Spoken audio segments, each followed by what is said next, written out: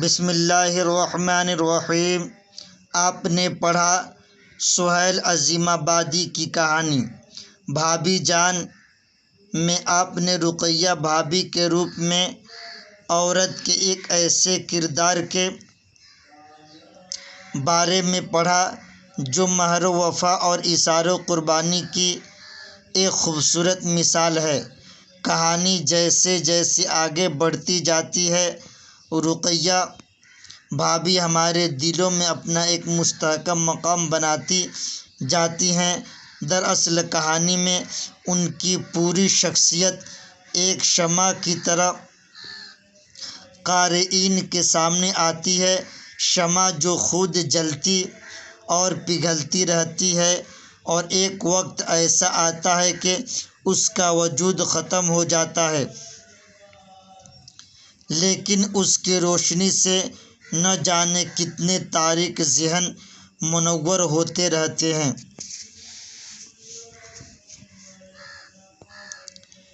رقیہ بھابی پر گھر کی تمام ذمہ داریاں تھیں، بچوں کی تعلیم، وقت پر ان کے کھانے پینے کا انتظام، اپنے دیور کی خاطر داری۔ رقیہ بھابی ہمیشہ مالی دشواریوں سے دوچار رہتی تھیں، اس لیے کہ وہ جس کالج میں لیکچرر تھیں وہاں سے ان کو صرف 400 روپے ماہانہ تنخواہ ملی تھی۔ بھابی ایک لڑکی کو ٹیوشن بھی پڑھاتی تھیں، اس سے 50 روپے مل جاتے تھے، لے دے کر یہی ان کی کل آمدنی تھی اور خرچ بہت زیادہ۔ ان کے شوہر کو سیاست کا شوق تھا، جس کی وجہ سے انہیں بار بار جیل جانا پڑتا تھا۔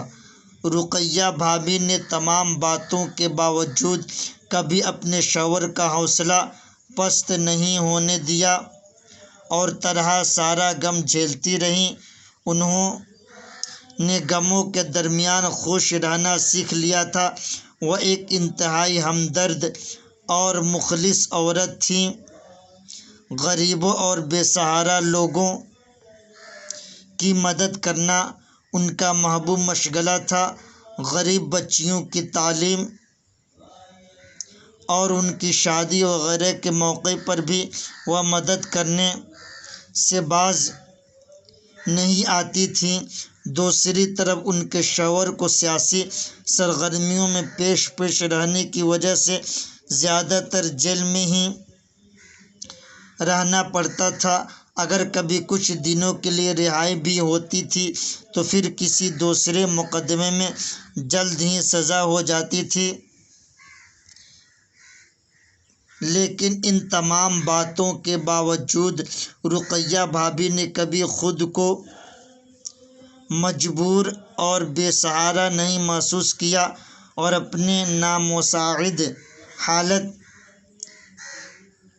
کے باوجود ہمیشہ دوسروں کو حوصلہ اور سہارا دیتی رہیں۔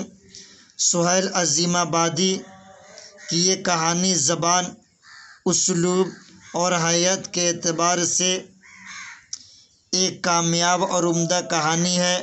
اس کا موضوع نیا نہیں ہے بلکہ بہت پرانا اور عام موضوع ہے، پھر بھی کہانی پڑھنے والوں کو ایک نیا عزم اور حوصلہ دیتی ہے۔ ساتھ ہی یہ سبق بھی کہ انسان اگر چاہے تو دشواریوں اور پریشانیوں کے درمیان بھی اپنے لیے جینے کی راہ نکال سکتا ہے۔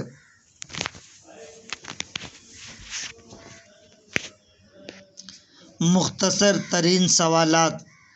نمبر 1، سہیل عظیم آبادی کہاں پیدا ہوئے؟ جواب: سہیل عظیم آبادی پٹنہ میں پیدا ہوئے۔ سہیل عظیم آبادی کے بچپن کا نام کیا تھا؟ جواب: سہیل عظیم آبادی کے بچپن کا نام سید مجیب الرحمن تھا۔ سہیل عظیم آبادی کے افسانوں کے پہلے مجموعہ کا نام کیا تھا اور وہ کس سال شائع ہوا تھا؟ جواب: سہیل عظیم آبادی کے پہلے افسانے کا نام چار چہرے تھا۔ سہیل عظیم آبادی کی ابتدائی تعلیم کس مدرسے سے ہوئی تھی؟ سہیل عظیم آبادی کی ابتدائی تعلیم بھدول مدرسے میں ہوئی تھی، جو پٹنہ ضلع میں ہی واقع ہے۔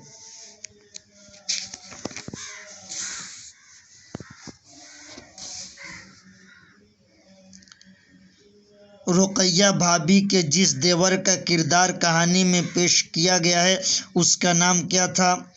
اس کا نام اختر تھا۔ رقیہ بھابی کے شوہر کو بار بار جیل کیوں جانا پڑتا تھا؟ سیاست کی وجہ سے۔ وہ ہمیشہ سیاست میں لگے رہتے تھے، سیاست سے زیادہ دلچسپی تھی، اسی لیے بار بار جیل جانا پڑتا تھا۔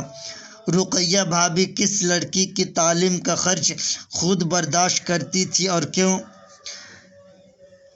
اس لیے کہ شمی نام کی ایک لڑکی تھی، بہت غریب پریوار سے تھی، اس کے پاس پیسے نہیں ہوتے تھے، اسی لیے رقیہ بھابی اس کی تعلیم کا خرچ خود برداشت کرتی تھی۔ رقیہ بھابی کو سونے کی چوڑیوں کو کیوں فروخت کروانا پڑا تھا؟ اس لیے کہ شمی کے بھائی کے فیس ادا کرنی تھی، ان کے پاس فیس ادا کرنے کے لیے پیسے نہیں تھے، اس لیے بھابی نے چوڑیوں کو دیا اور کہا کہ لے جاؤ فروخت کر دو اور اس سے جو پیسے ہو اس سے فیس ادا کر دینا۔ رقیہ بھابی کو جب فرصت ملتی تھی تو اپنا شوق پورا کرنے کے لیے کون سا کام کیا کرتی تھی؟ وہ اپنے شوق پورا کرنے کے لیے خط لکھا کرتی تھی، ایک ایک دن میں کئی خط لکھ دیا کرتی تھی اور اس طرح سے وہ بہت اچھا لکھنے لگی تھی۔ میرے دوستوں، اس کو بار بار پڑھیں۔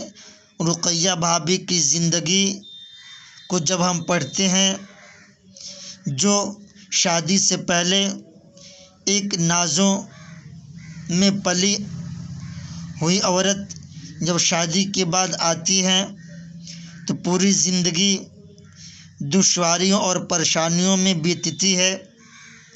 اس سے ہمیں سبق لینی چاہیے کہ ہماری زندگی کے حالات جو ہیں وہ یکساں نہیں ہوتے، بار بار بدلتے رہتے ہیں۔ میرے دوستو، اس کو اچھی طرح پڑھیں، ذہن نشین کریں اور اس سے سبق حاصل کریں۔ اور دوستو، میرے چینل کو لائک اور سبسکرائب کر دیجیے گا۔ السلام علیکم ورحمۃ اللہ۔